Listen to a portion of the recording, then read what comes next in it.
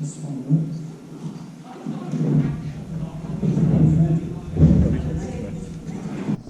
Welcome. You're too late.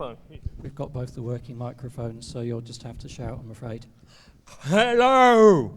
That works. Actually works. Yeah, that's right. Well, Hello. have I got the yes, I'm just... Hi. It's just my microphone technique, it's not the microphone. Are you sitting comfortably? Then we'll begin. This is the Antique Code Show. Thank you very much for coming along to watch us.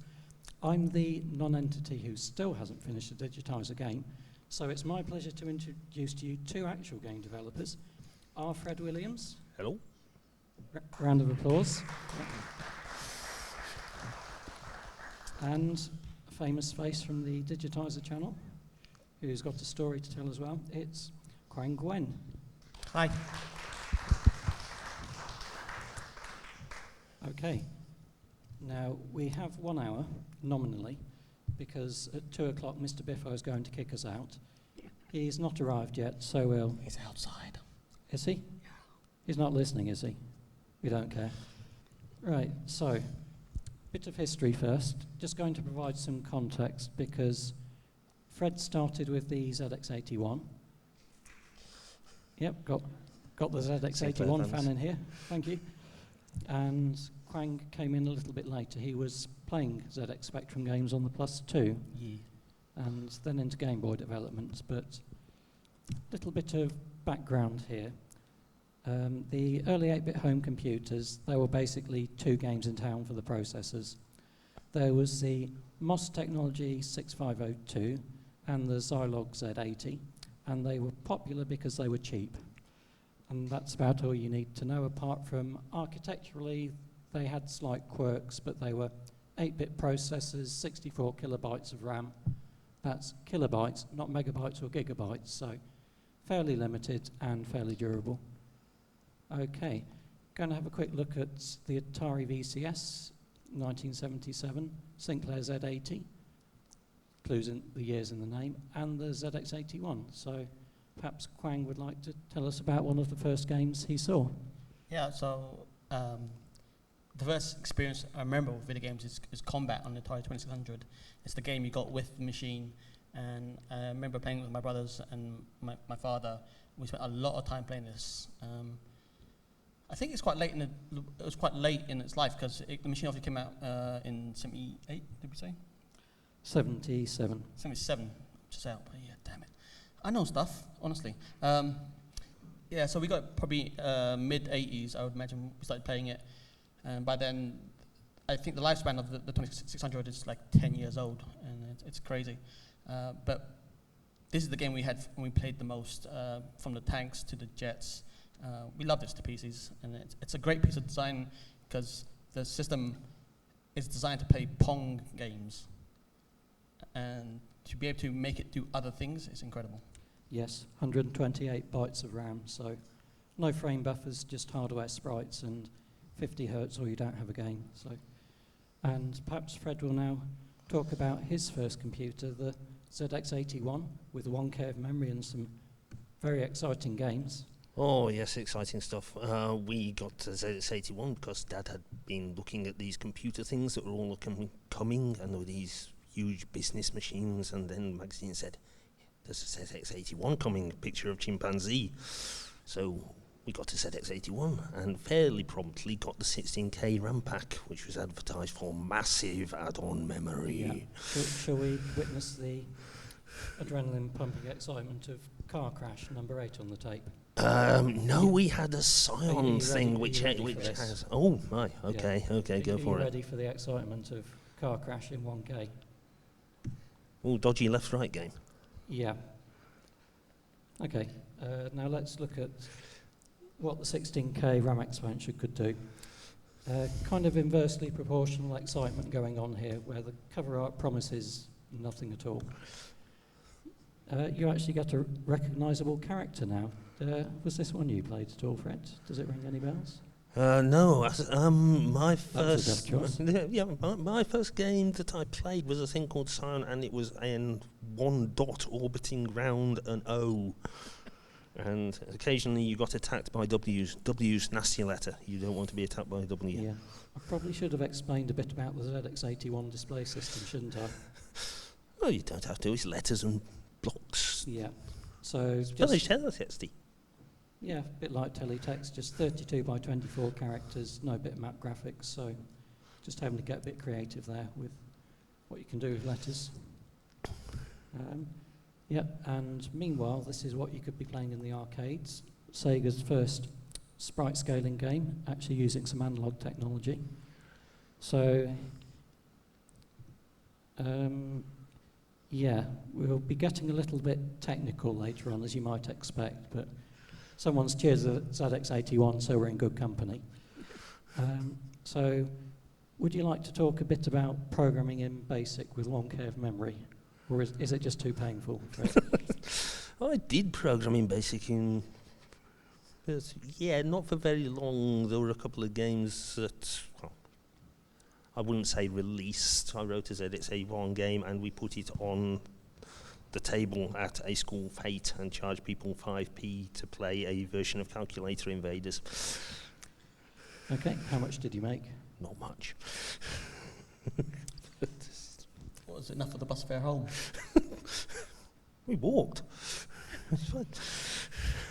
Yeah, hard to remember the time before cars. So yeah, so with 1K of memory, you basically had to use BASIC, which condensed the commands into a single byte, rather than pure characters. But for speed, you would have to go for assembly language, wouldn't you?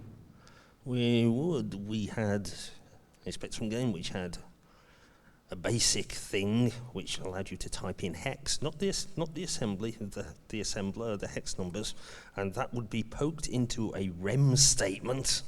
I have done that. It is not fun. And then you would call your assembly and it would start running and then promptly crash, and if you hadn't saved it to tape, you'd have to start all over again. Okay, so assemblers were a luxury. It was luxury. It was all done by hand at first. And but yes, you would come back to poking in bytes directly later on in your career, wouldn't you? We shall get to that. So yes, things moved on fairly quickly. The home computer boom. This is from the UK perspective, where the 1984 crash really didn't make a difference. So we've got the awfully posh BBC Micro, the affordable ZX Spectrum, now with some colours, and it can make some beeping noises. 16K of RAM as standard. Again, you'd really want the 48K version.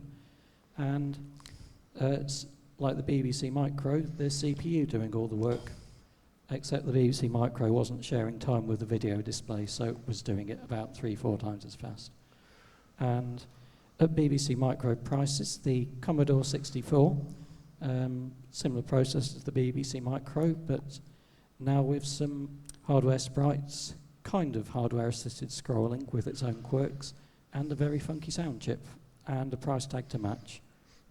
So, yes, as a BBC Micro owner, so would you like to tell us about the BBC Micro, the impact on the bank balance and the rest of it? Still parents, they paid for it. It was brilliant. Oh yes, parents. Yes, they have their yes. uses. I went to uni and bought the disk drive. So I got the upgrades for it once I realised that, yes, tape was a very, very bad thing to be writing things with. You really want to be able to save. It was a revelation going to uni and see these people had disk drives and loaded software instantly unless they had a C64. Yes, tapes were not good for developing. or micro drives if you were really unlucky. So. Yeah. What was good for developing? BBC Micro, you could write in assembler. You didn't have to do the hex.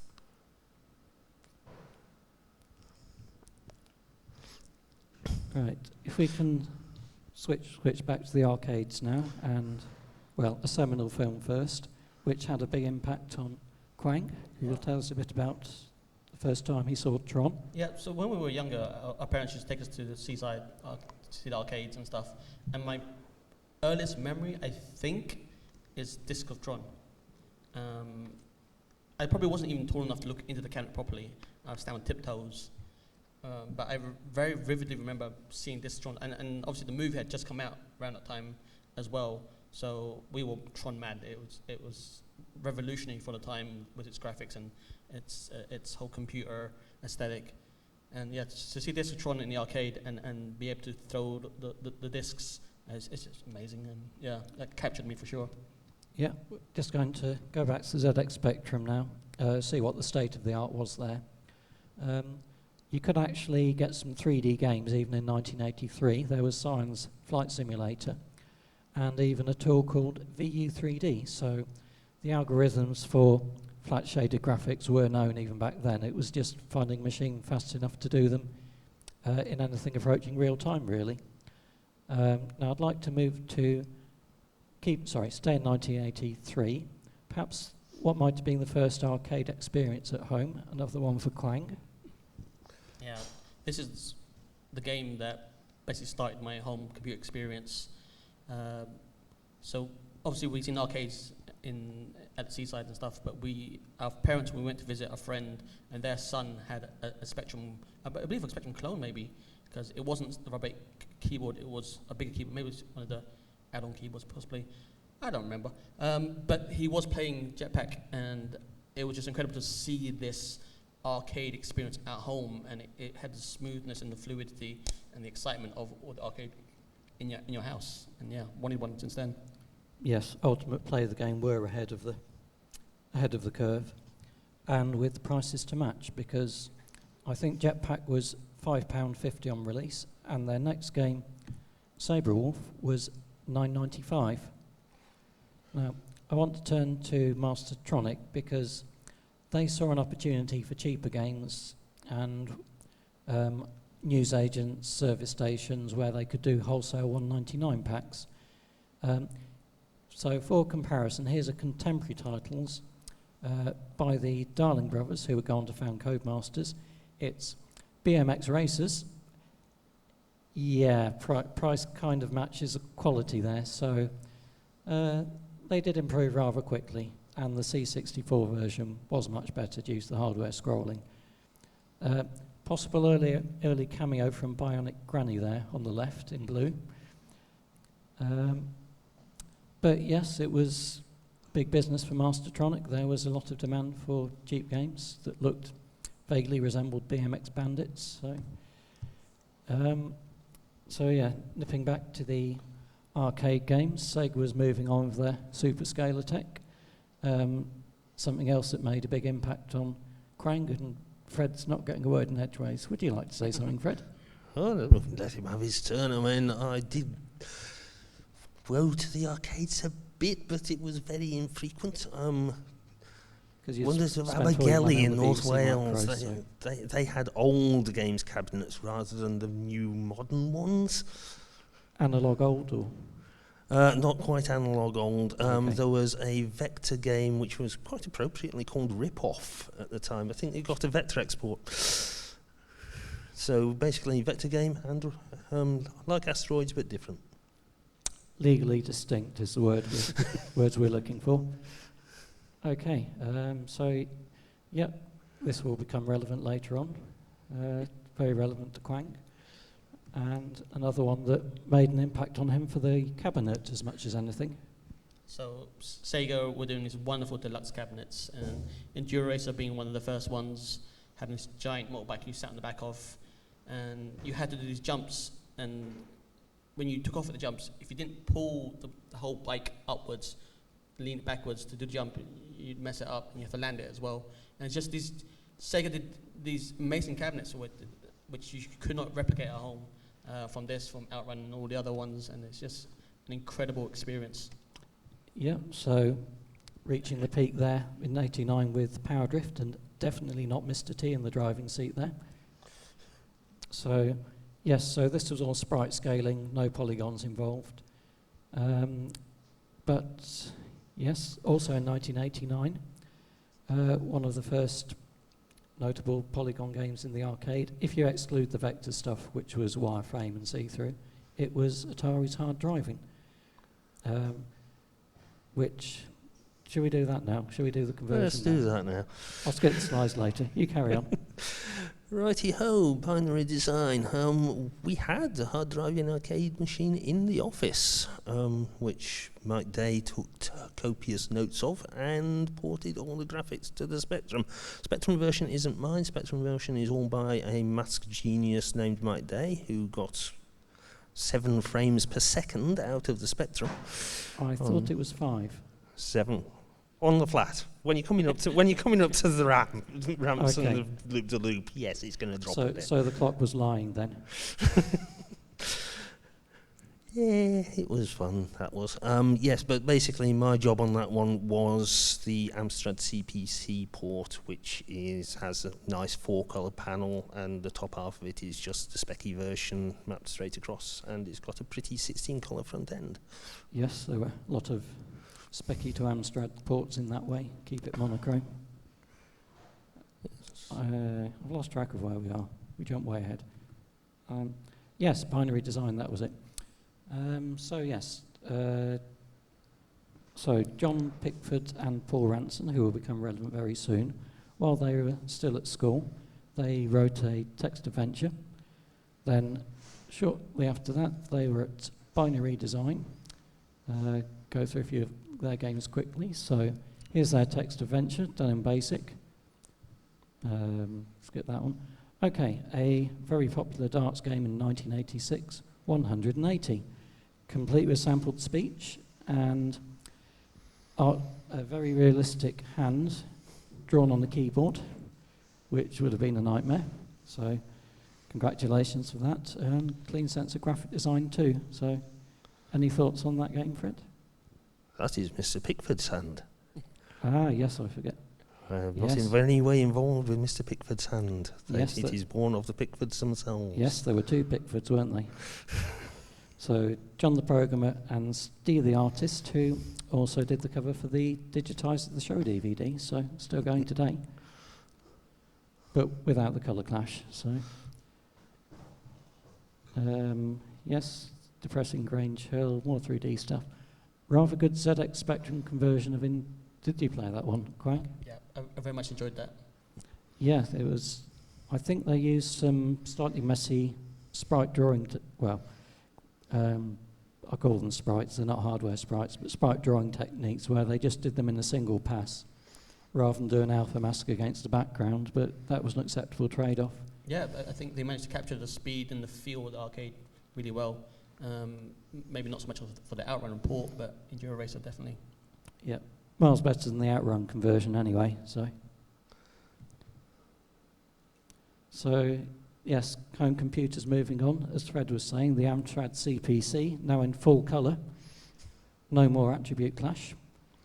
And somewhat affordable. Alan Sugar doing his pilot high sale at cheap already. So £199, or you could spend getting onto the thousands of dollars for your Atari ST or your Amiga 1000 in 1985, which is probably why Quang ended up with Spectrum Plus 2 at £149. I think our Plus 2, if I remember correctly, was actually a second-hand one. I'm looking at my brother, he's in the crowd.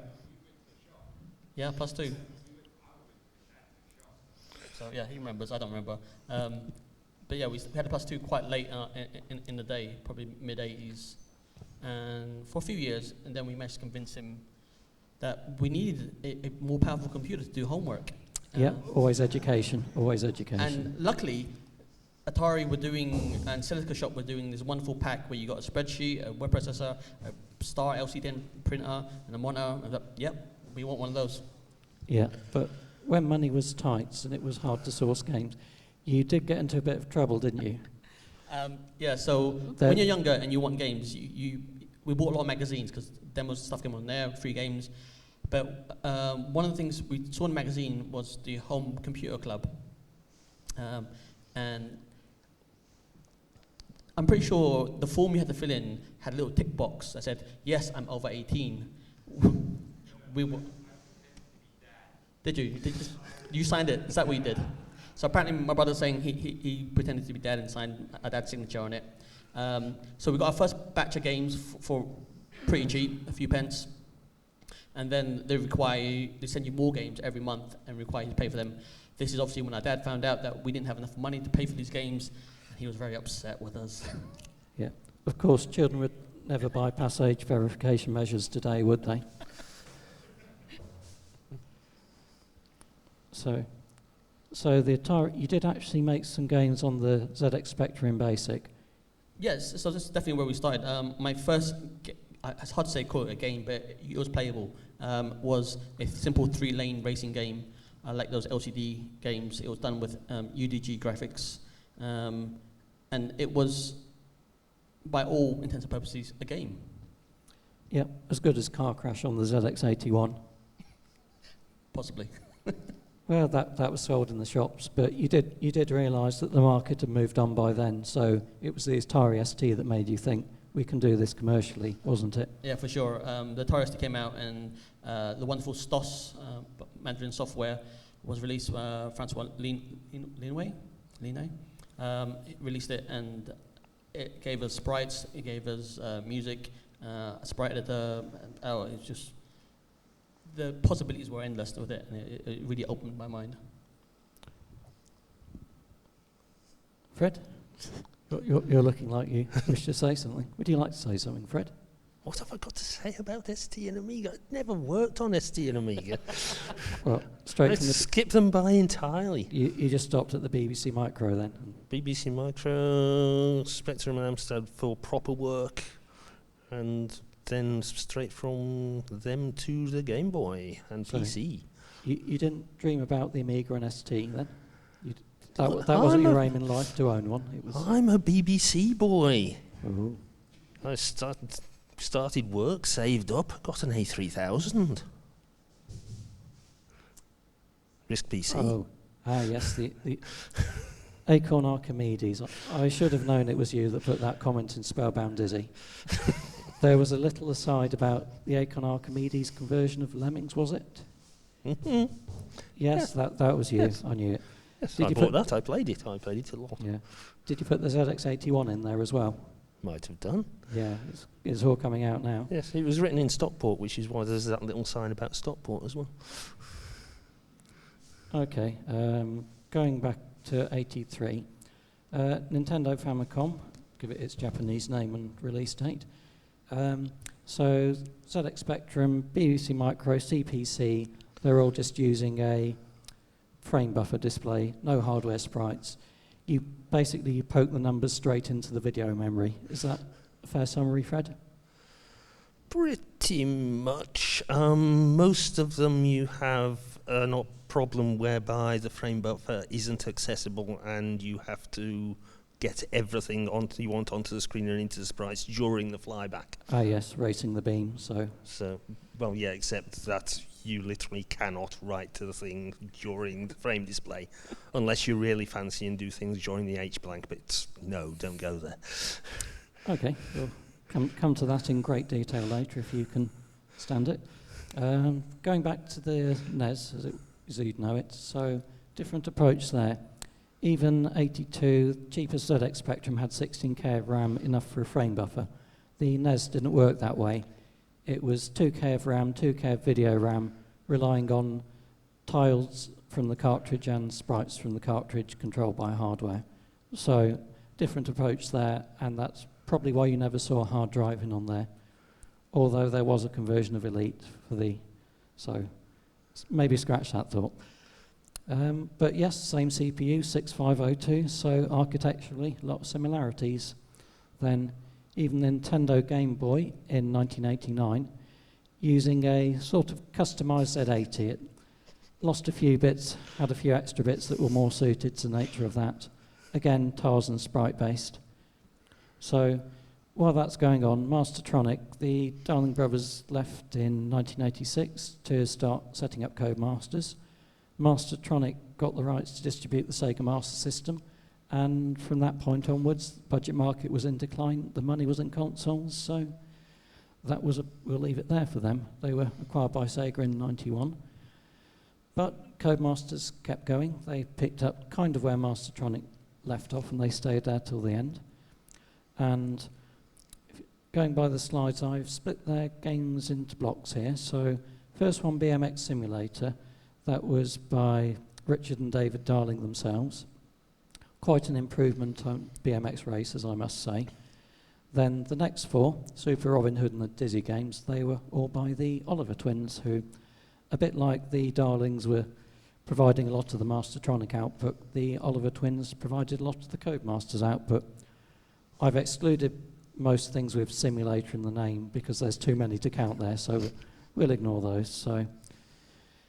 So after Fantasy World Dizzy, they started outsourcing stuff to Fred, which we'll come to later, because Codemasters saw where the money was and the Oliver twins followed in the Nintendo Entertainment System.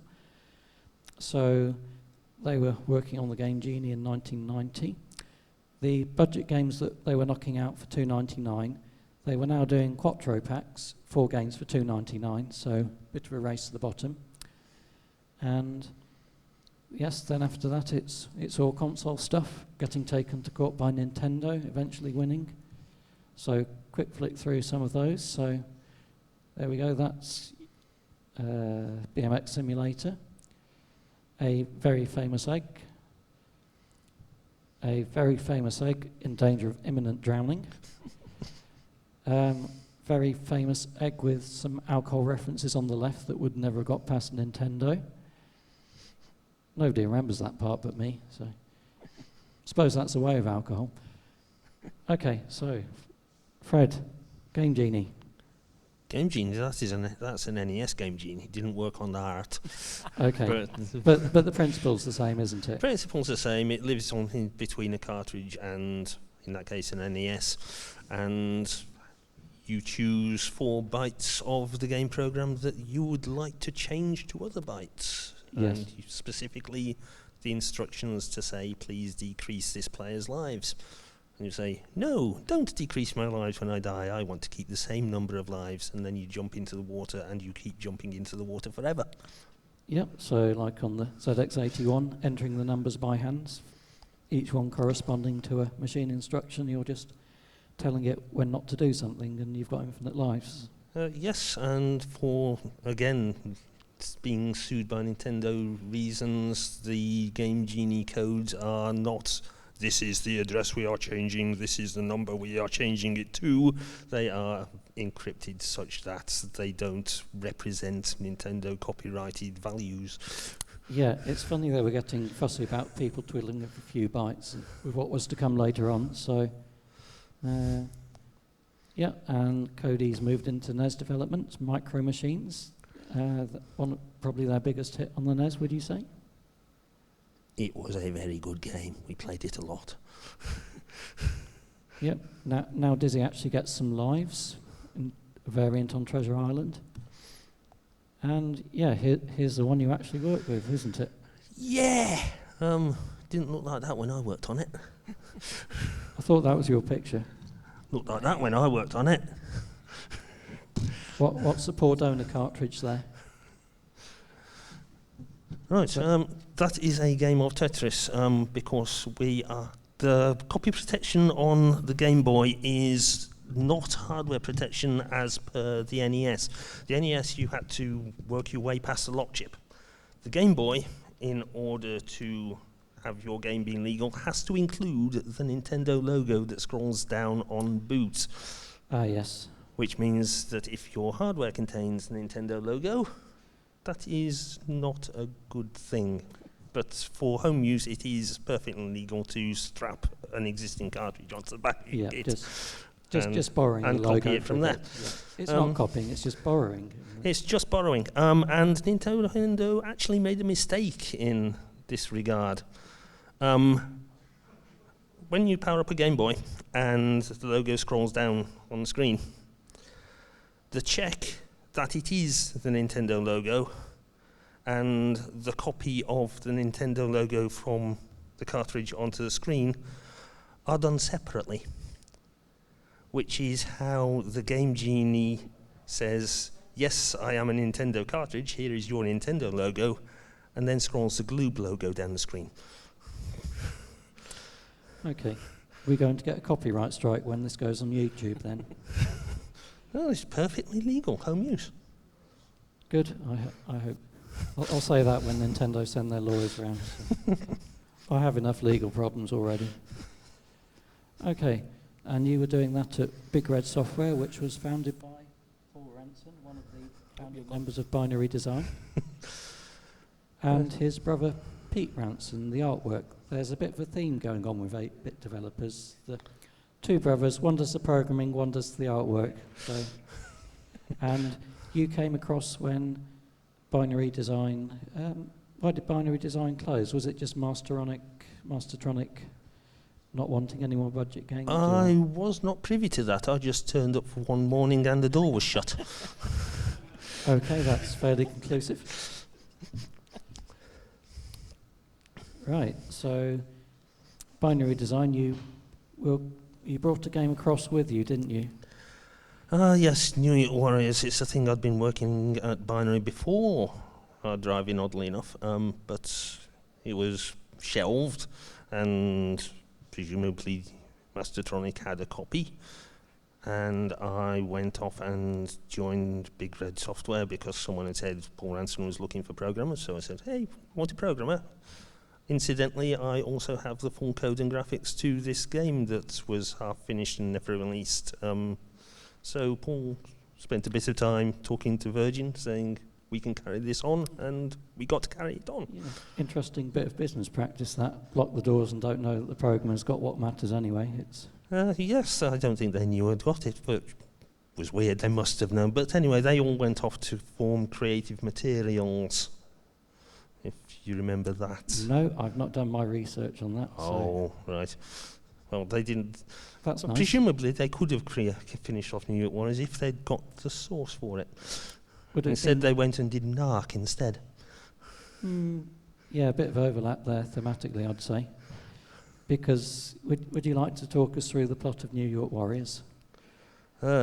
Yes, you need to fight your way through a bunch of New York locations fighting terrorists in order to defuse a bomb which is at the top of the World Trade Center, if I remember right. But it was set in 2014, so that's fine. And these terrorists, they seem to spend a lot of time lying on benches.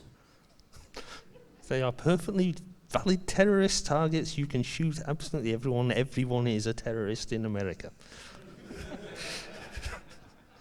So you're on the technical side rather than the script writing, shall we say?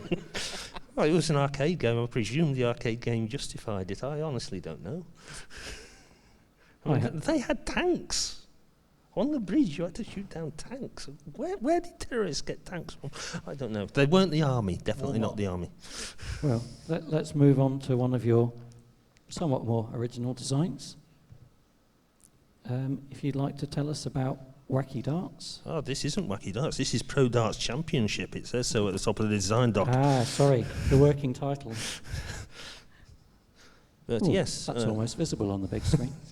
Yes, this is Wacky Darts and definitely not 180 at all. Did the Pickford brothers ever pay a visit? Or No, we just put this out. It was great.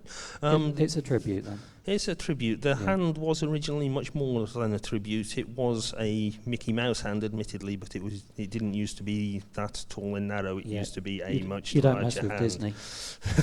Yes, that's why we stopped it. It was because it looked too much Disney, not because it looked too much like 180 at all. Yeah, never mind Nintendo. You've got real problems with Disney come knocking. So. Yeah, I'm talking about Racing the Beam earlier. This one is a Racing the Beam game that is not back buffered. The hand sprite is undrawn, drawn at the correct place in the frame where the beam isn't there, which is why if you play it on a not terribly good emulator, it flickers like a bastard. I did have the text go upside down on an emulator, so... It's flicker like a bastard, the technical term. Yes, absolutely. The text goes inverted if you press I, if I remember right. Oh, it was a feature, it's not a bug feature, then. yes. Good. Australian version. So you were breaking the mould a bit here, being both the programmer and the artist. To an extent, not that much though. I mean, most of what you see in game is Pete Ranson, but I wrote that sheet of A4, which is the entire pitch doc. Paul Ranson sent it off to various publishers, And Codemasters, they say yes. So when did games start having pitch docs rather than just sit down and start writing? That was my first experience of it. So that was 1990. The date's in the corner of that somewhere, anyway. So, yes, at Binary Design, did they have pitch docs by then, or was it just... I certainly wasn't in the department that did them, if they did them. But maybe they getting became more increasingly very much things. They got to be entire sorts of multi-sheet documents with proposals and even prototype gameplay at some point. Yeah, I just had to show the... Doesn't work with still pictures, but trust me, there is a spinning BBC globe there, so... 1 to 8K extra. So that's Nintendo upset, Disney upset, and the BBC, so keep going. I think we had the full set. We had a Channel 4 logo on there as well. And yes, you added a bit of excitement to the average darts game with some strange opponents. Lasers. Yep, and Axes. and a few background graphics to spice things up. And probably a good example of the problems of attribute clash. Yes. The edge of the... Okay. Yeah, everything's 8x8. This is by Chris Graham, who did most of the Codemasters loading screens, except for Reggie in the TV, which is Pete Ranson, and the bar staff and drinkers, which are programmer graphics. Yeah.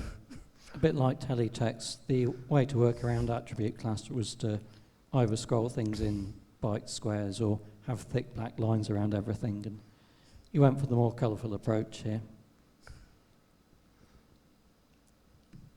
Okay, and then that was the game that got you in with Codemasters, really, wasn't it? Very much so. We wrote this for them. They said, what do you want to do next? And they also said, oh, the Olivers are too busy doing NES Dizzy. We've got a Dizzy game. We've written it. And we'd like it doing on Spectrum and Amstrad, please. And that would be Magic Land Dizzy? Magic Land Dizzy, for which we were given the entire source to previous one. Fantasy World? 3? Yeah, that was 3. Right, yes, so we got the entire source for that. The Olivers were showing off that they'd written that thing in 1 month, I think they claimed. So we put a version of Dizzy 4 together in 1 month, and it looked awful, but the entire game was there and playable. Yeah, that's amazingly rapid and... So the engine was there, the editor was there, so it's fairly easy. If we can perhaps turn to one of the Dizzy players now. Yeah, a huge Dizzy fan, like most of us at that age. It's one of those games where they present you this whole world and it all opens up. And like most games, you have to go pick something up, go back and forth, and it's a lot of back and forth. And yeah, I think Dizzy... Also, I think my first experience with Dizzy is probably Treasure Island Dizzy, maybe. I forget if we played the first one, but it's one of those games where you could pick up on budget, and you don't have too much money, so picking up Dizzy was a good choice. Yeah, it's funny because Codemasters, when the Oliver twins came to them with Dizzy, they said, we don't want these kind of games, we want more simulators, so they almost let that one slip through their fingers. So... No, franchise get rolling, and then the next one, this would be an early map for Spellbound Dizzy.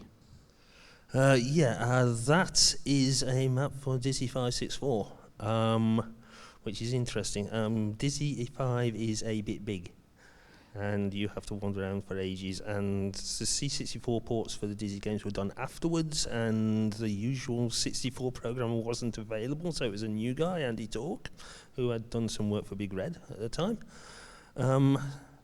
But it was coming up to Christmas and we needed Diz 5 on it. And so we created a cut-back version with not nearly as many rooms as the full thing. Okay, so this is what we're looking at. I've worked it out now, the 64. Sorry, I'm rather slow today. So, yeah, we're already looking to overrun massively, but I'd really like to talk about Spellbound Dizzy because it was... Someone restrain him. Sorry. But yeah, it just really had an impact on me for having almost a hub world, the windy shaft, and some actual physics in terms of... Are we still talking about people who we might be stealing things from? Oh, okay. Where did BBC... Hang on a minute, I'm starting to make some connections. There is a game called Exile. Yes, thought it might be. So, okay. It is somewhat overused in this game. The original design had shortcuts once you got down to the bottom. Yes, even with a guide, it was just too long to finish. But the idea that when you carried items, such as heavy rocks, it would actually affect how far you went down the shaft. And then when you find an umbrella and it takes you back up, and it's multifunction, it keeps off the rain in another part. It was quite a mind-blowing development in a way, just to go from Magic Land Dizzy to this kind of thing. Oh, yes, and we also took stuff from the NES version, so we had the minecart in there. Not for long, but there was a minecart ride in there, and there was a lot of underwater stuff. They weren't a cliche by then, weren't they? Oh, not at all. No. It was, yeah, I just want to show off your artistic skills here, because you, bit of a dab hand, blocking out the loading screens. Oh, as you said, this is how to fit things into attributes. Yep, those 32 by 24 limitations. So, did you draw this yourself, the final pixel art? Or? Yes, well, yes and no. That is bits and bobs lifted from previous loading screens, plus some original art to squidge it into size. Yeah, bit of a grab back then, as what's available. I think, but very much so. No, it's busy, but probably too busy. But the fact it's fitted so many in there. Try to advertise 6 or 7 or 8 games on one page. Yes, these were done not on the Spec E, by the way. These were done on DPaint 2 on PC. Oh yes, it was. No, you weren't poking in all 6,000 odd bytes by hand anymore. Good. And yes, I'd also like to talk about some premium rate lines that you were involved in. Oh, welcome to the phone line. This is part 1 of the 5 weekly parts of the solution. It is charged at a very expensive phone rate. Please make sure you have permission before you call. Followed by 5 minutes of expensive phone call each week. Now, I do have to ask, were the Codies cynical enough to say, put some tricky puzzles in so people stay on the phone longer? Actually, no. But I'm very glad to hear that. The weird thing, though, was that a lot of these solutions, they were literally the way I played through the game when testing it. So there was a lot of pick up items and leave them in other places to pick up later. So if you only listen to the later halves of the solution, it wouldn't be accurately describing where to get the objects from. So accidental but profitable nonetheless. As people called again to listen to the other parts to work out the full context of the solution. So yes, cheap entry price, and then that's where the real money's made on the yes, and the other thing, you've got a photo of the 5-box set there. There was discussion that I heard about a programmer. I wasn't there at the discussions, but Paul Ransom was. There was actual discussion at Codemasters to increase the perceived value of those 5-disc box sets by putting metal insets in the corners, because they were just boxes with 3 cassettes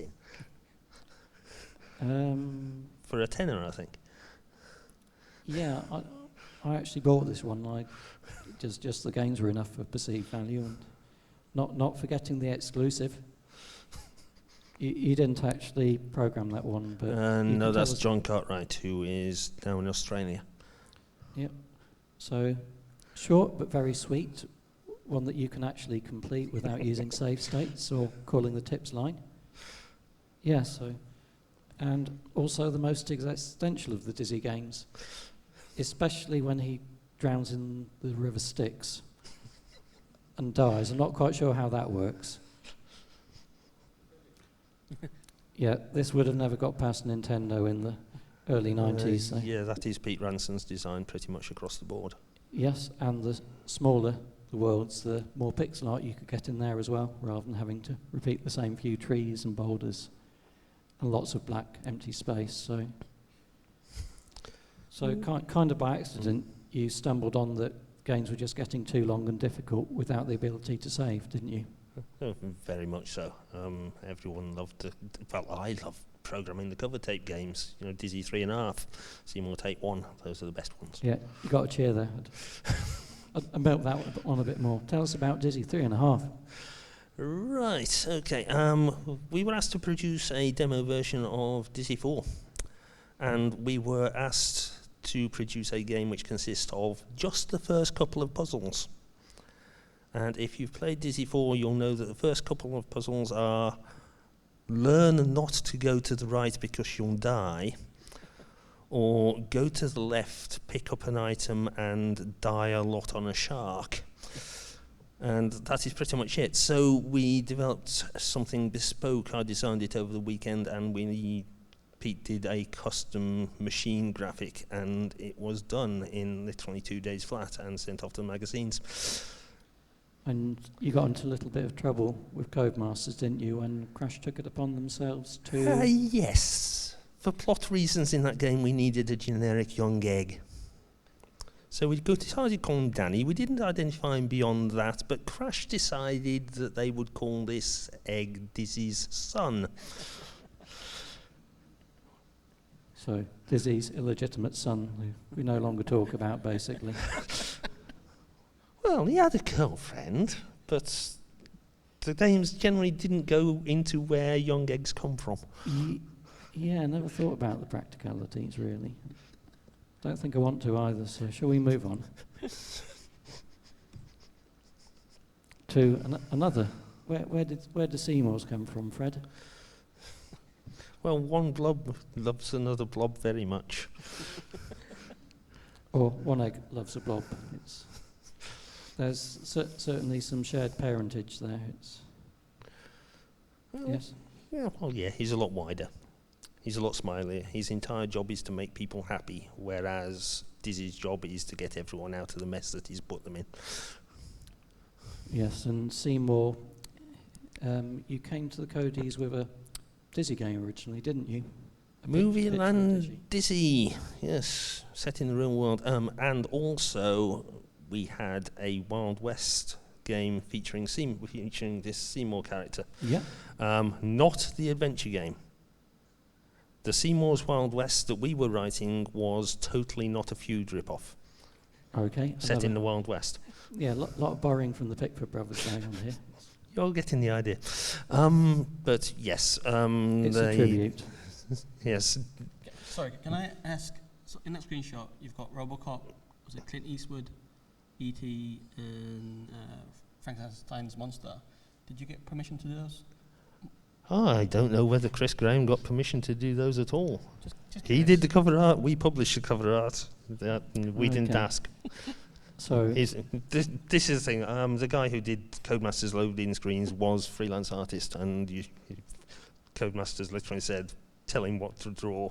With something going to see more of the movies, and he came back with that. It's great. Love it.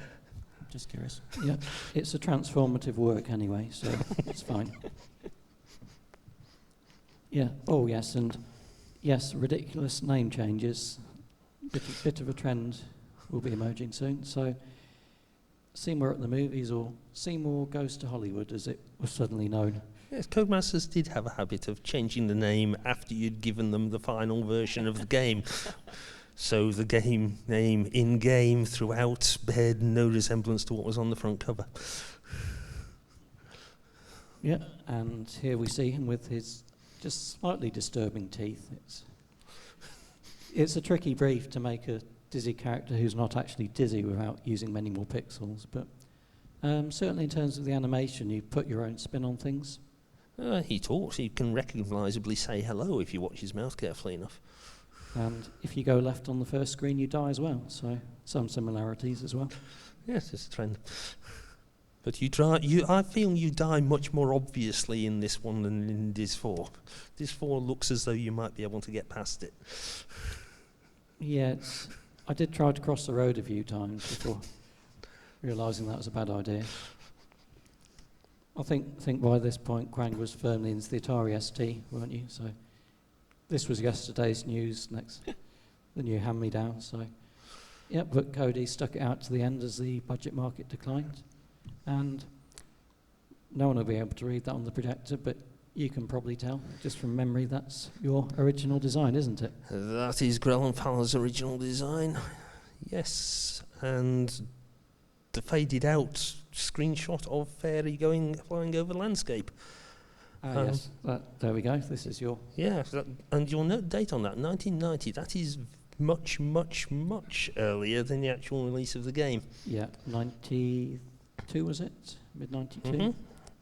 Yeah, I showed that one off and was promptly told, nope, nobody will want to play a game where you are a fairy.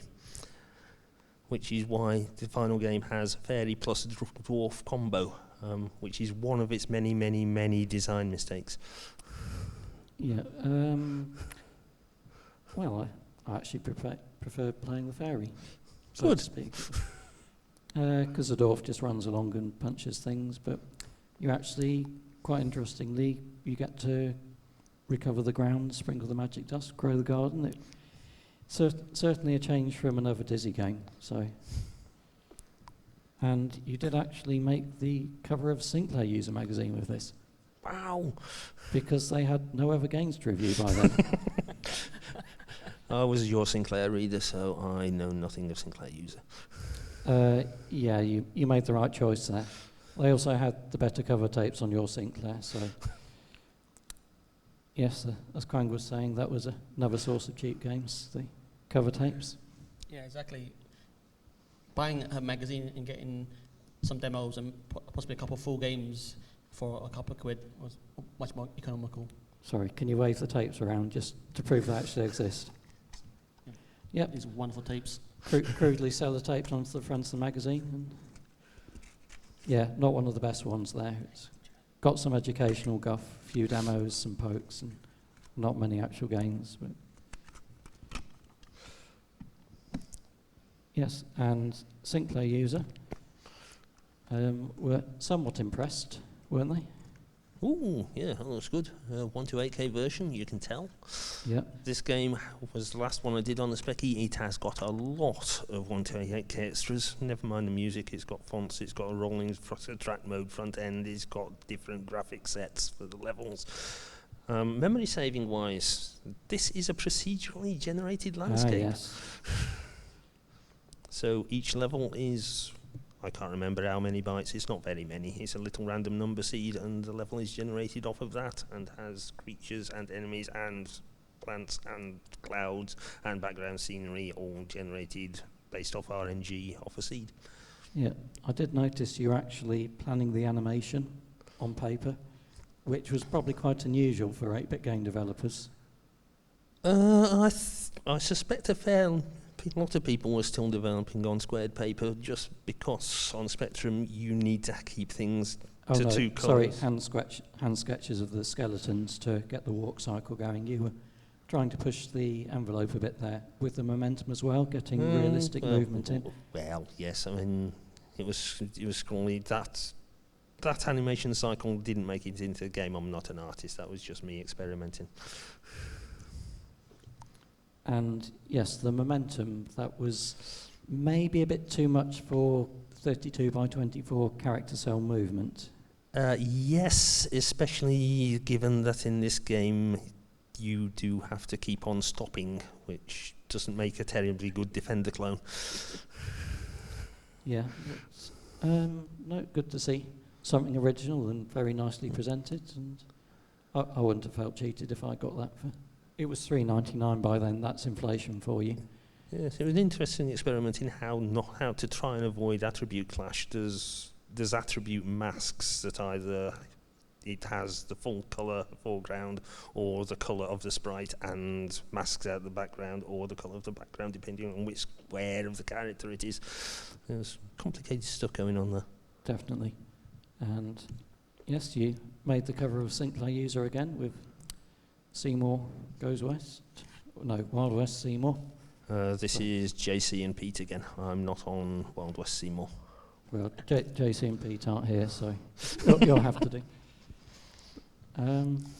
Yes, somewhat more impressed with 86%. This is a return to the small game Yes, feel. began Although with this one had multiple small episodes, but yes, it was very much the people don't like the great, huge, long Dizzy games. They prefer small things. which was why Crystal Kingdom Dizzy was in 4 parts as well. So yes, 86% there, so that's quite good. Somewhat devalued by 64% for Count Duckula 2 in the very same issue, but that's magazines for you. I prefer Amstrad Actions Review. What was it? Was that the 2% or the 9%? 3, I think. Close enough. But yeah, it's a bit low. Yes, I suppose Codemasters did have some competition, if you can call it that, from alternative software at the tail end of the budget market. So terrible licensed children's games mostly, and some. So yeah, Game Boy port of Micro Machines. Can't remember how I got here. Would you like to talk about it? Yeah, for this one we have to go back to Game Boy Game Genie. I was writing that, and as I said, we also played NES Micro Machines quite a lot, and every day I used to go into Codemasters' office, because it didn't work for Codemasters, but we did work for Codemasters in that kind of way. And I said, I want to do the Micro Machines board. I want to do the Micro Machines board. I might want to write the Micro Machines board. Here's a nice parallax scrolly demo on the Game Boy. Did you hear I want to write the Micro Machines board?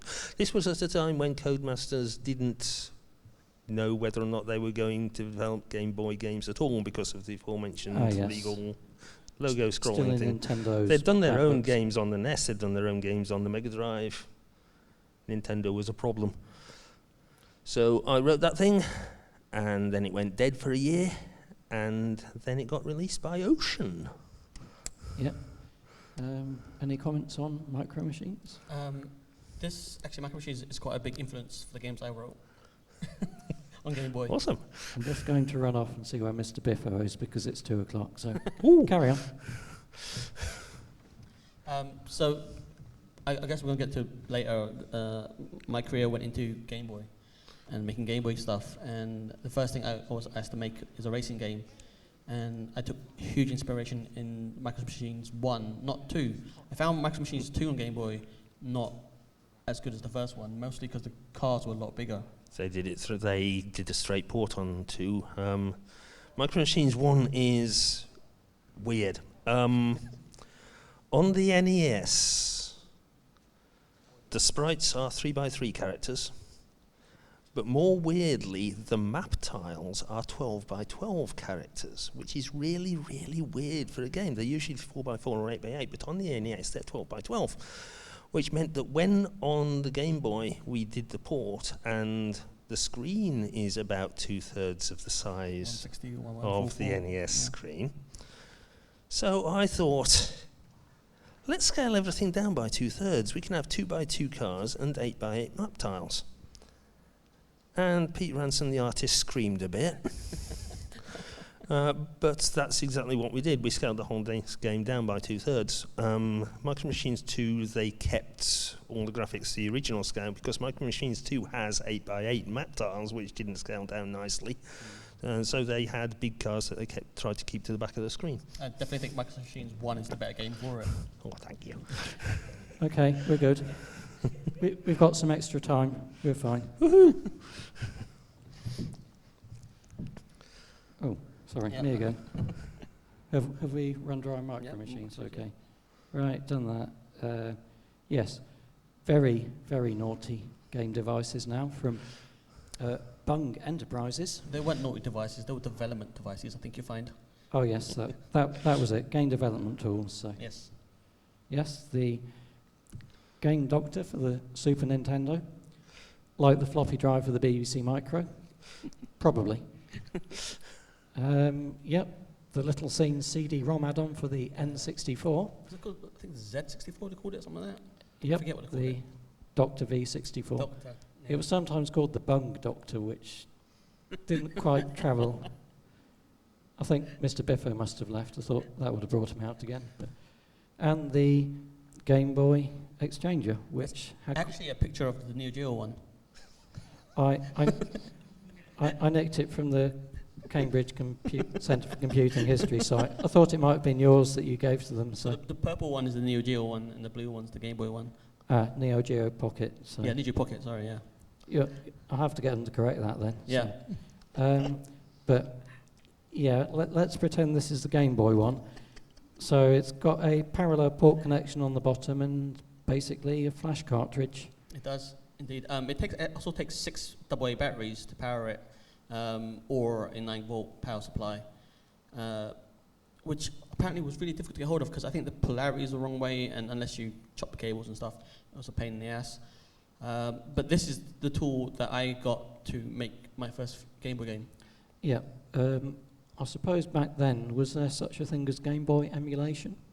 Yeah, so emulation was in its infancy. There's the no-cache Game Boy emulator by Martin Korth, which at the time ran on a 386 and was the closest thing you get to a real Game Boy. And it had its own built-in debugger as well, and it was an incredible piece of software. So did you develop in the emulator then test on the actual hardware, or was it developing more on the hardware? Yeah, exactly that. It's a lot quicker just to run it in the emulator than flashing a cart each time you want to test a small change. So using the emulator and then doing final testing on the hardware using the flash carts. Yeah, so in the meantime there was a bit of a 3D graphics explosion. So if you remember those cheap CPUs, well, from the mid-1970s, the 6502 and the Z80, it was all integer maths, so no floating point numbers. If you wanted to do division natively, you could multiply by 2 or divide by 2, and that was it. So it wasn't until 1993 that processors, the Intel Pentium, talking mainstream processors, came with a floating point hardware unit as standard. So they were getting faster, but at the core they were still just moving whole numbers around at increasing speed. Doom somewhat changed everything in 1993, but even that didn't use any floating point calculations. It wasn't until Quake that having a good hardware floating point unit made a difference, as unfortunate AMD owners discovered. But even then, the processing was shifting on to the emerging graphics cards with libraries such as DirectX 3D. So by the time of Quake 2 and Unreal, 97, 98, that was where the processing was taking place. Quick whiz through the arcades, Virtua Racing, 92, Doom. So even 94, it was confined to the arcades and flight simulators and whatnot. Daytona USA, first texture polygons. ID Software doing it brown and blurry brown. So yeah, rapid boom in 3D, and that's where Fred comes back in with Tank Commander. Let's do 3D, except that no one in the company had any experience with actual 3D engines apart from my 8-bit experience porting someone else's. So we got a third-party engine in it. It is called 3Dware, if I remember right, and we are still in the fixed points era for Tank Commander. Yeah, so bit of a shift there from in-house engines for everything to games just being so big you need external help on the software tools. Yep. Nice little DOS interface here. Writing your own windowing system. Yes, that will be JC again, John Cartwright. I was a landscape engine person. And this was the biggest budget game ever for Big Red, wasn't it? Yes, this is also the jump to full price. So, and big box. What is more like a box for this? It's massive. Yeah. By big budget, what was it? £80,000? I have no idea. That's Paul's problem. I just wrote it. Seriously, I have no idea of the finances. Or John Romero's hairdresser bill or something. Or so, yeah, it's... And then Big Red Racing next with a bit of a cartoonish style, some questionable stereotypes, but Hotshot Racing's still doing them, so that's probably okay. And still some of that quirky humour that will probably be crushed out fairly soon. So Yeah, ahead of Diddy Kong Racing here with multiple vehicles. And yes, I mean, practically the original brief of Big Red Racing was no normal vehicles. The prototype that myself and Mark Neeson was a Jeep versus it was just Jeeps. We added the six-wheeler ATV later. But yes, hovercraft, speedboats, backhoes, enormous, great, huge gravel trucks. I'd like to say more about it, but it's quite tricky to find this game because it was done for Domark, who were so impressed by Tank Commander, they bought the company in effect. Yes, they bought Big Red and a few other companies. They bought Simis as they were then, and Kuju as they are now, and IDOS. Get it right. US Gold is who they bought, that they loved and kept and cherished and made Tomb Raider with.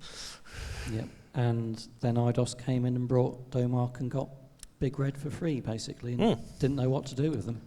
Didn't do anything with them. No. For several years.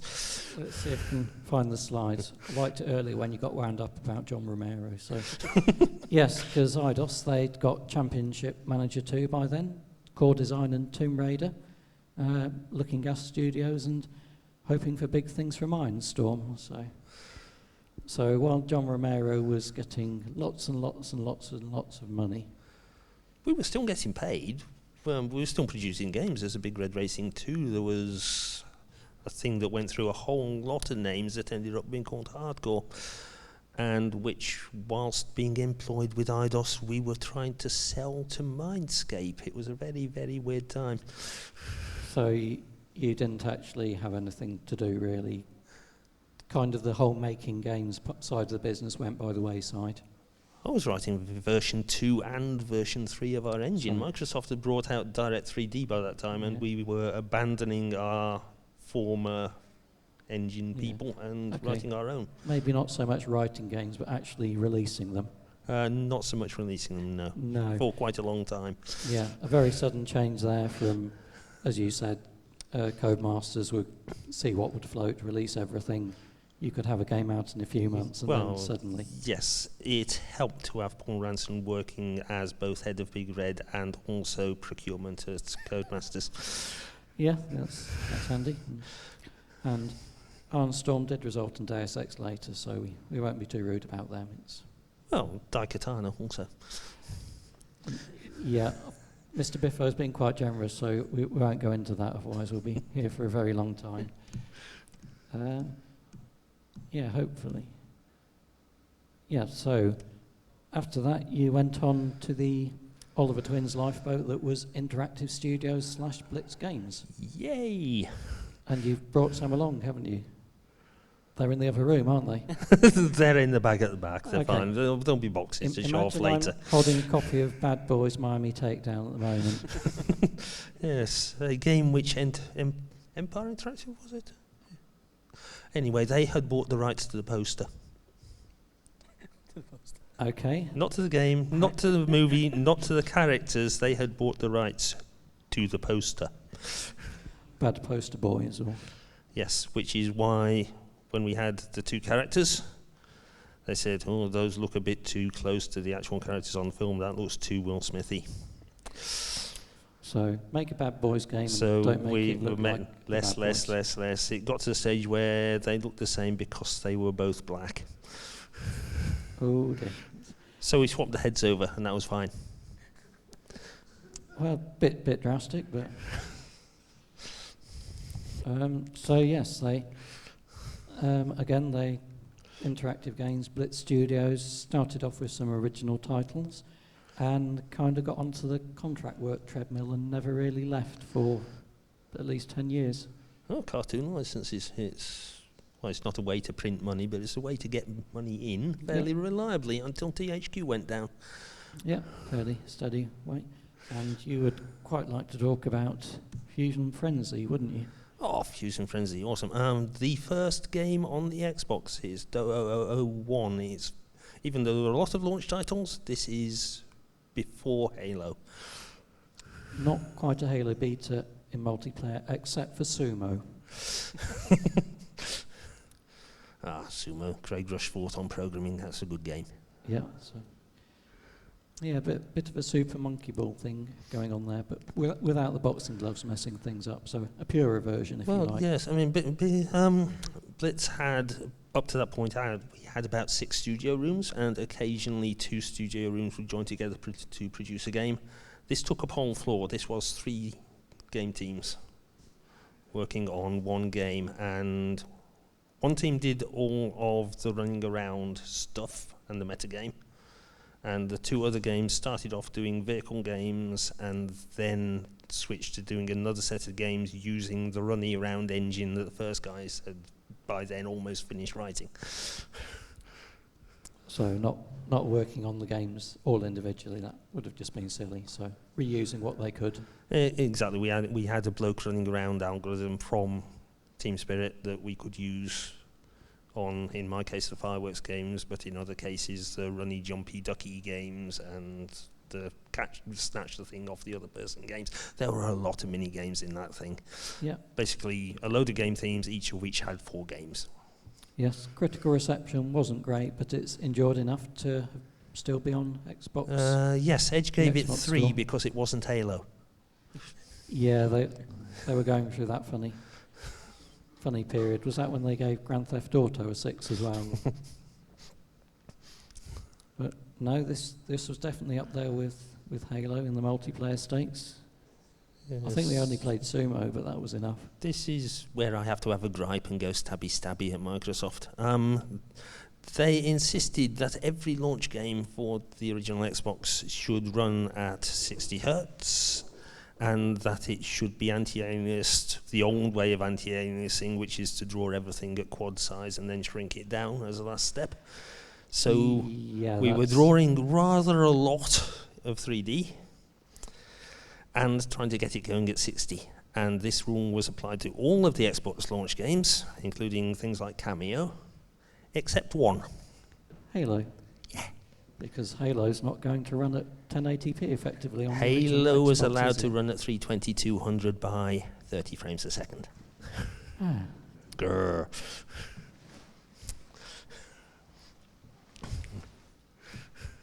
Well, on that sad note, blatant favouritism, and we'll now return to. Now, you went to university to study electrical engineering. Couldn't find a job afterwards, but Blitz Games would take you for not very good pay. That was binary, yes. Sorry, I'm only 20 years out. And you went to university to study computer science and maths, and when you got there, it turned out to be maths and computer science, in short. So I wanted to do a major in computer science and a minor in maths, but there wasn't enough people choosing that degree, and they were like, we can't offer you that degree. If you want, you can do a major in maths and a minor in computers. I'm like, that sounds the same, doesn't it? It's not. It's really not. Degree level maths is another level of maths which I was not ready for. Anyone who does degree level maths, I hats off to you, because that's something else. Yeah. Would you even need degree level maths for 3D programming? It was. No, it was A-level maths tops. Yeah, even the vector operations A-level. So. Yeah. So, computer science. Part of it was too easy, and the math side of it was too difficult. University wasn't a good time for me. But you did find a refuge in the computer labs, didn't you? Yeah, so I spent most of my time in the computer labs. We would sneak into the engineering labs. So you got these swipe cards that get you into the computer room and things like that. But the engineering labs had the better computers. So we'd just wait outside and wait for people to go in and just follow them in to the engineering labs and use their computers. So you went and used the best computers to make games for an old system? Yeah, so, at the time I was learning C coding on PC using a 486 laptop. And at the same time, they had just released GBDK, which is the Game Boy Development Kit, which uses C to develop games. And I have a love for the Game Boy, and I was learning C, so I put these together and made games. Yeah, C's in some respects getting far closer to assembly than BASIC. You have to compile your code first to produce them as string instructions, but not quite a one-to-one translation, but getting towards that speed. It's rather than BASIC going through an interpreter. Sure. GPK also allows you to do inline assembly. So there are certain routines in my games that are written in assembly purely because the C which wasn't fast enough. Yes, but it would have been madness to just try and do the whole thing in assembly, wouldn't it? People did it. People made Game Boy games in C, in 100% assembly. Sorry, Fred. But my knowledge isn't that good. I'm not gonna lie. Hands up, I'm not the best coder out there. I'm definitely more a game designer than a coder, but I get by. Yeah, and you entered the Bung coding competition. They were trying to legitimise their business by showing it was for actual development work and not naughty piracy. So you entered their very first coding competition with this. Yeah, so this is the first Game Boy game I actually wrote. And when you're learning a new system, rather than designing a game from scratch, it's easier to do a port of something else. That way you're not worrying about designing the game as well as coding the game and learning the system. And I think I don't know about you, Fred, but I found with Game Boy coding, it's like 80% knowing the hardware more than actually the language. Oh, absolutely, yes. We hacked the hardware. I wrote up the hardware docs and we had to work with it. But yeah, timing stuff and deciding when to squirt the graphics through was important. Yeah. So making a game that already exists, and I chose Jetpack because it's again a game from my childhood and I knew very, very well.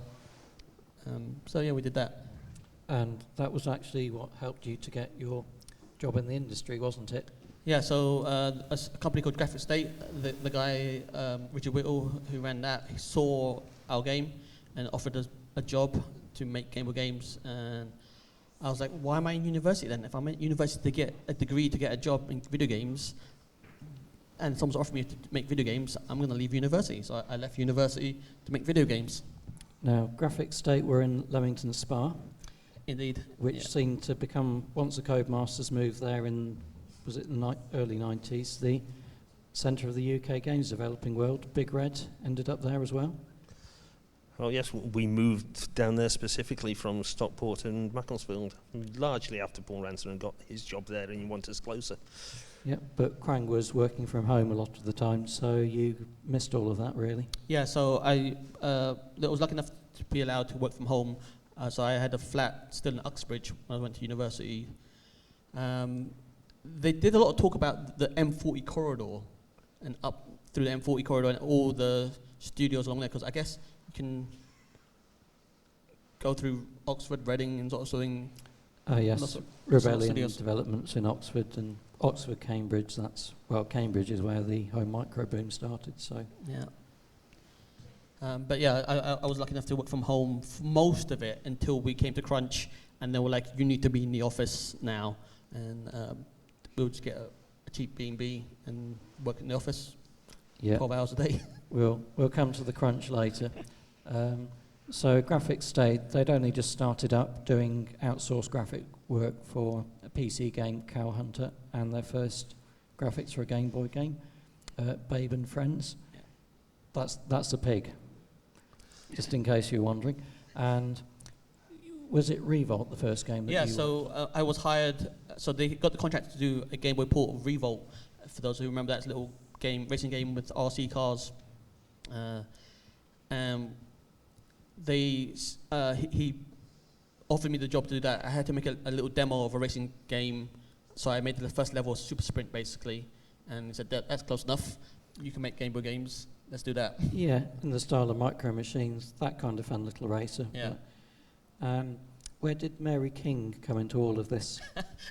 So, for those who know Midas Interactive, they bought up a lot of cheap licenses, and one of the licenses they got was Mary King's Riding Star and Equestria 2001. Yeah, but Mary King didn't actually come and tell you what dressage was about, did she? Unfortunately, no. Like, I know nothing about horses and horse life, but I had to make a horse riding game, and I'm sure it would have helped if she was there. Yeah, she's just trading on the name, really. So how did that lead to Lego Stunt Rally? So Revolt got cancelled literally the month it was supposed to release. Because we're talking about, this is now 2000. And the Game Boy life is wrapping up already very rapidly because the Game Boy Advance is on the horizon. Yeah. So that got cancelled. We had a bunch of source code for it because the engine was nearly finished. That got reworked into a game called ATV Racing. Then I think the next contract we got was Mary King from Midas. And while we were doing that, this Lego Stunt Rally contract came in. And now this was quite a step down because you got a proper top-down racing game ready to go. Yeah.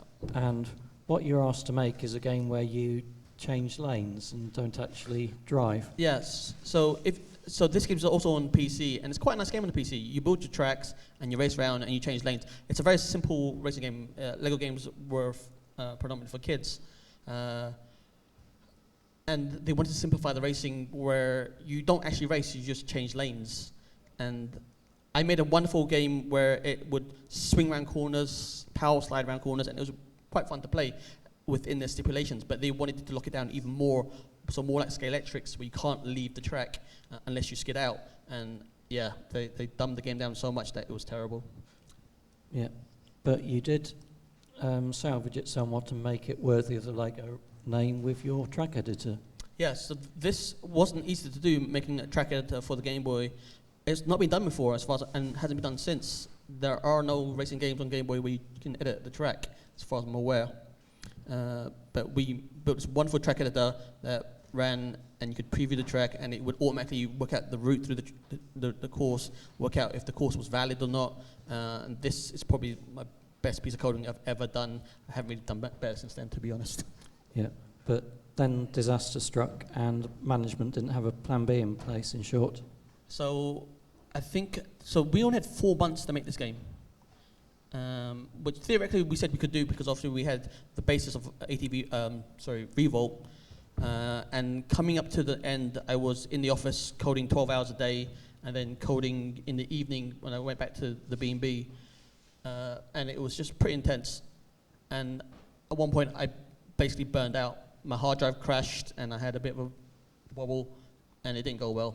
Yeah, your first job and no support from management, thrown in at the deep end. And yeah, I think I was 21 at the time, and I was hired as the lead programmer, getting paid trainee wages, and having no mentor or support at all for that. Yeah, all the responsibility, none of the money.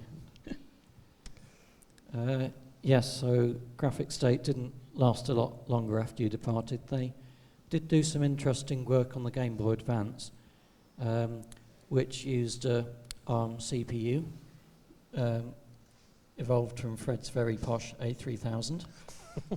So even though it was still predominantly a tile-based system, you could use a full frame buffer now. So they were doing some impressive software-based 3D rendering, and a ridiculously ambitious port of Crazy Taxi that probably wasn't a good idea, but kind of worked in the circumstances. It's actually not bad a game. Musically, the guy who did the music for this is Andrew Lemon, NE7, who's actually doing the music for our games now. So I went to university with him. So did that help you to get a job at Graphic State, or was he? Yeah, I introduced Andrew to them, so that's how he got a job there. Okay. So if you want to get a job in the games industry, if you ask one of these two people, you might get lucky. Nepotism is everything, at least it was in the 90s. Well, it worked for Halo when they're 30 frames a second, no anti-aliasing for us. So, so you decided that you were just going to go and do some breakdancing instead. Yeah, so I burned out, and the company pretty much fired me on the spot, and I left games for about 7-8 years. And those were like my wilderness years, I guess. And I became a breakdancer, amongst other things. But the pay was better and the hours were far more sensible. Yeah. So that's another one to consider. If you're thinking of a career in the games industry, just ask Quang about breakdancing instead. You might be better off in the long term. But that had, just physically, the demands of that, you decided it was time for a change then? Yeah, exactly. Being a professional breakdancer, you cannot do it for so long before your body starts shouting at you and saying, please stop, please, just stop. I went back into tech and did IT support for various companies. I joined the Geek Squad, and going back into tech, it reignited my love for programming and making games. So we started that as a hobby, and we started Hobby Tech in 2007. Yeah, and again with your pixel artist brother. So my brother... Yeah. We've got a spare seat here. You can join us if you like. With my brother, we've been making games since we were kids, and he's always been graphically better than I am. He can program as well. I can do art as well, but we stuck to our strengths and went along with that. And your tool of choice this time was now Game Maker Studio. Yeah, so when I first moved over, we were using something called GL Basic because it supported many platforms and it was free at the time. And when you don't have much money, free tools is what it's all about. But I found very quickly GL Basic got eclipsed. It was being developed by one person and it wasn't enough.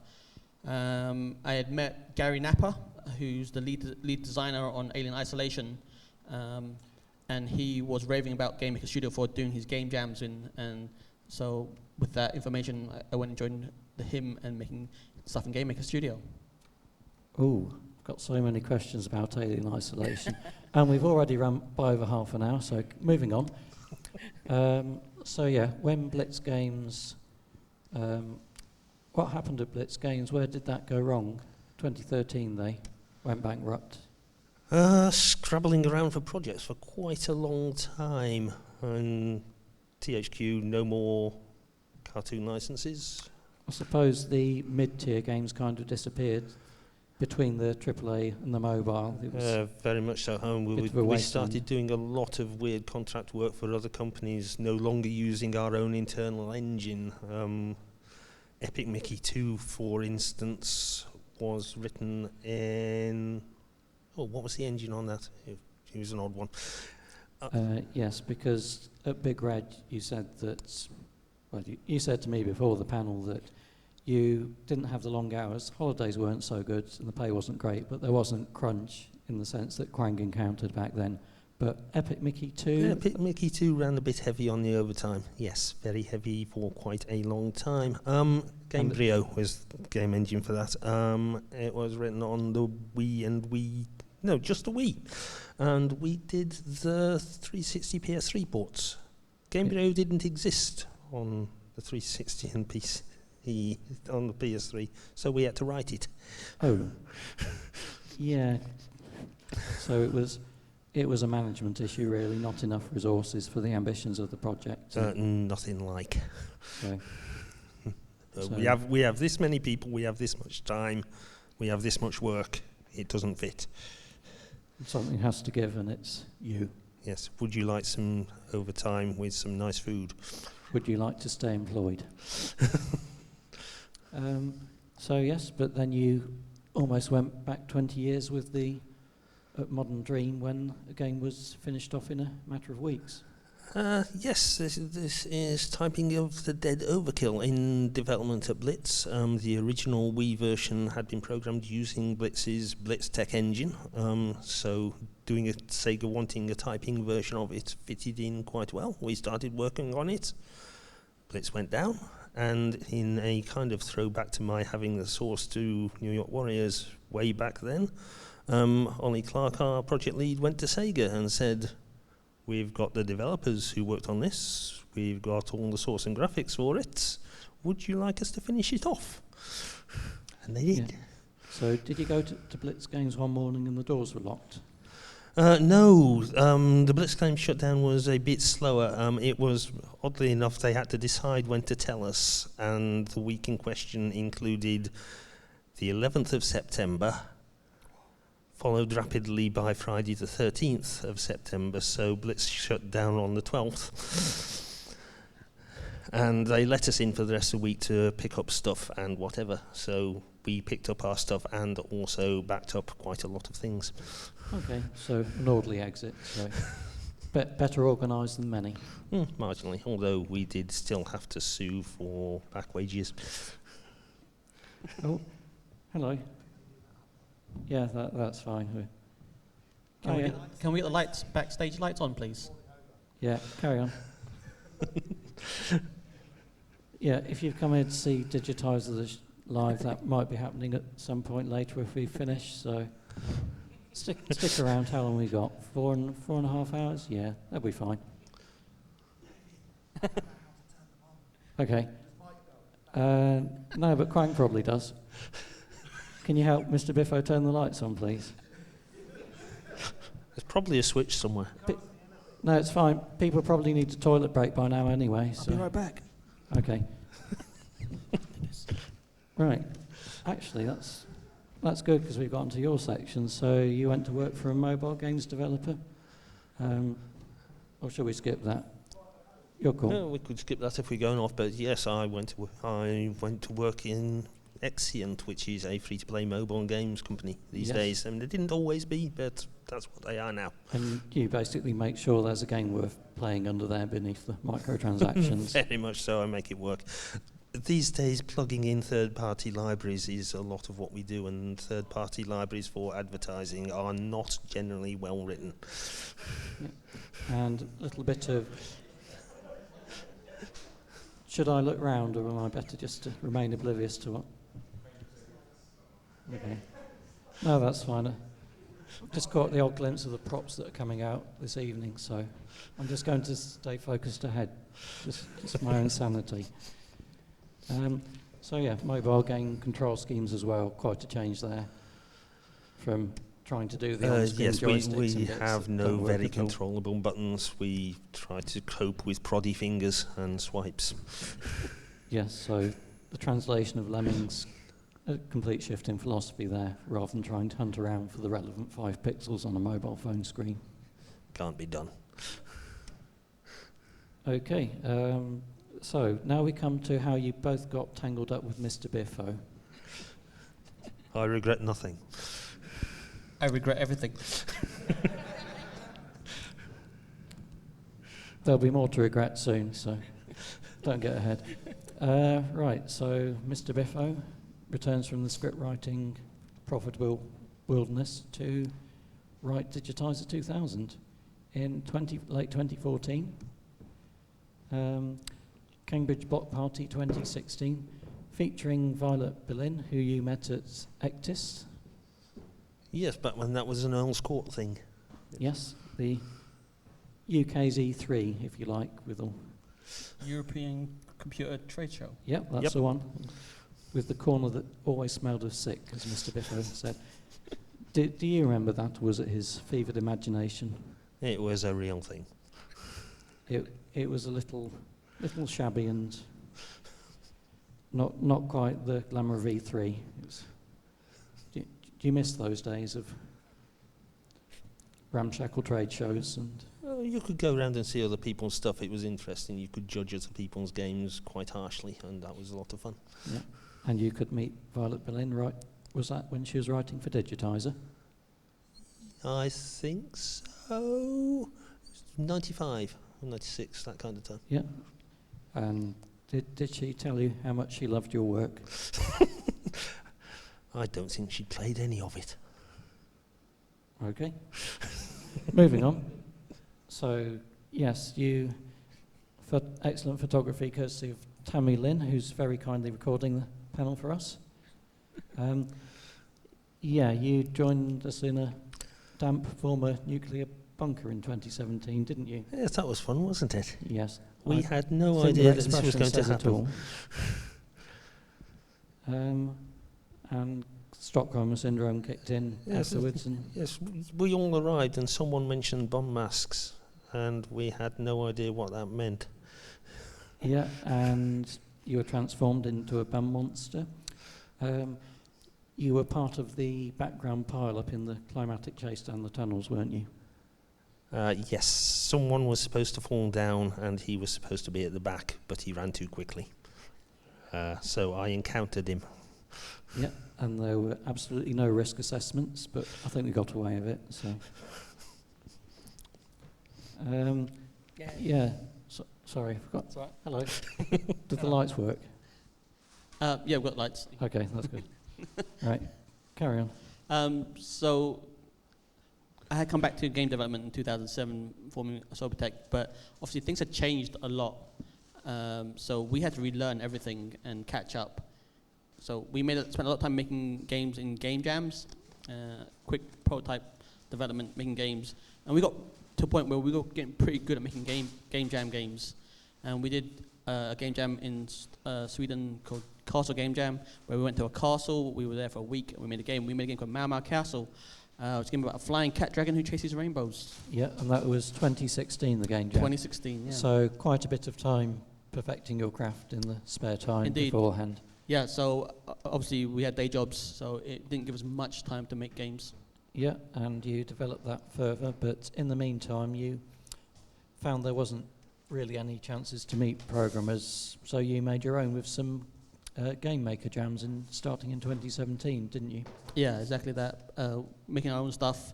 It was great to make games again. This one in particular is, I guess, the one we did the best with. We won best game, best graphics, and best music with this game. And people were like, you should make this a real thing. So we said, yeah, let's make this a real game. And we worked on it for the next 4 or 5 years in our spare time. Yeah, but your first, well, would you say it was your most profitable commercial release was Super Jetpack DX? So obviously a pandemic happened, and it kind of changed everything. I got made redundant. Mau Mau Castle I burned out on because it was 4 years of showcasing it and working on it, and I was just tired of working on it, so I was kind of falling out of love of making games.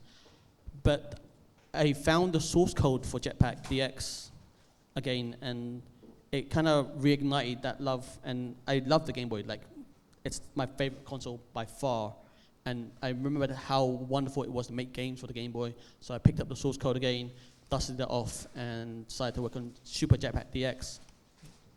We got Zombie Workshop, Luke and Monks to do updated graphics for it. We decided, let's do this. I put a timeline of 3 months. We're going to do physical release with a box, a cartridge, a manual. We got Trista Bytes involved as well, doing the manual. And yeah, we made this wonderful physical Game Boy game to be released. And it sold relatively quite well. I anticipated maybe 100 units. I would have been happy with selling 100 units. We sold 700 units in the end. Okay, and the second-hand market prices have collapsed with that revelation there. So you should have kept some back sealed in plastic just in case with a grading label on. Yeah, I think I have a couple or so held back for issues like that. But I know now if you get them graded, apparently they're worth millions now, apparently. Yes, there's some rumblings that there might be some nefarious inflation going on with those prices. I heard the last Jetpack DX sold online for 1.2 million. That's what I heard. Oh, it yeah. may or may not be true. I thought it was 1.4. Yeah, sure, why not? Yeah, okay. And yes, of those 750 copies, 749 were recalled, weren't they? 0 have been recalled. Right. Okay. Crushing to a halt. So what comes next? What's next for you?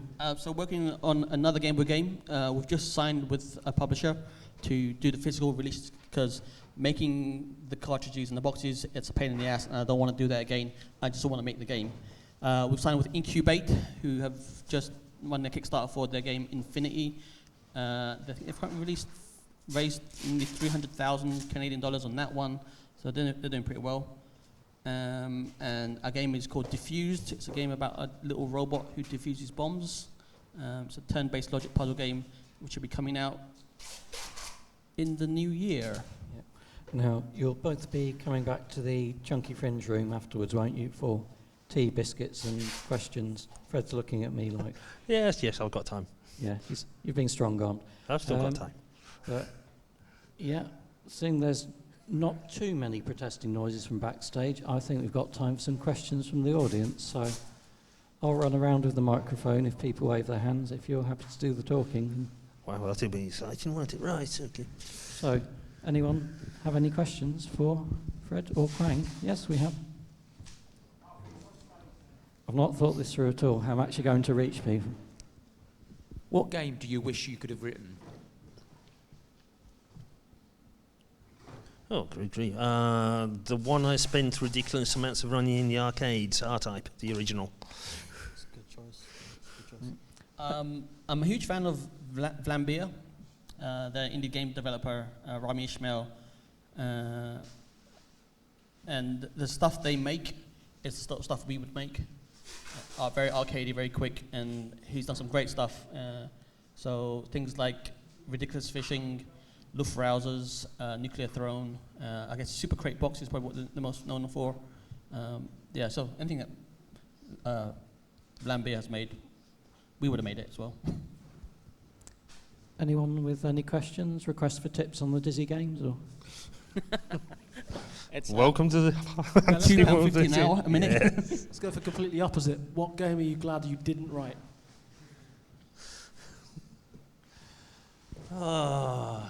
There's a one that I almost got involved with but managed to sidestep. It's called Dead to Rights Retribution. I'm pretty happy that Equestria 2001 got pulled. Yeah, it wasn't looking good, that game. It was not looking good.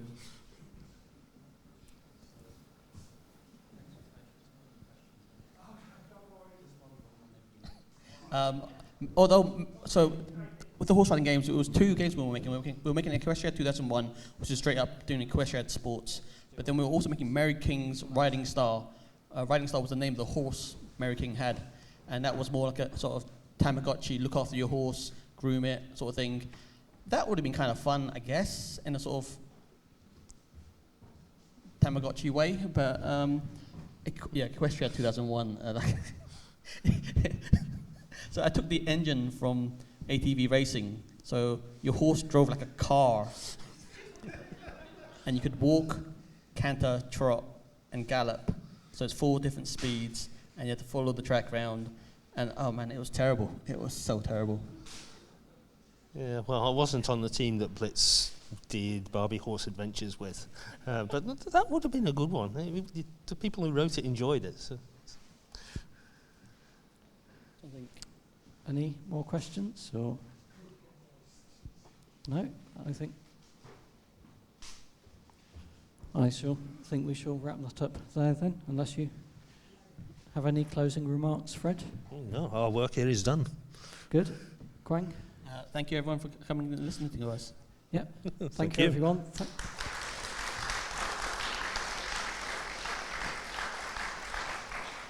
Okay, we're going to clear the stage now, so Mr. Biffo can prepare for the horrors that will follow. Chunky Fringe is open till 5 in the Hatch End Suite, up the ramp by the car park, so pop in there if you want to see some teletext in action and meet Frangun Kwed. I'll stop talking soon. And massive thanks to Peter Kwan and Tammy Lynn for recording this, so quick round of applause for them, please. And our sound crew at the back, who've coped with me shoving the microphone right up. Thanks very much.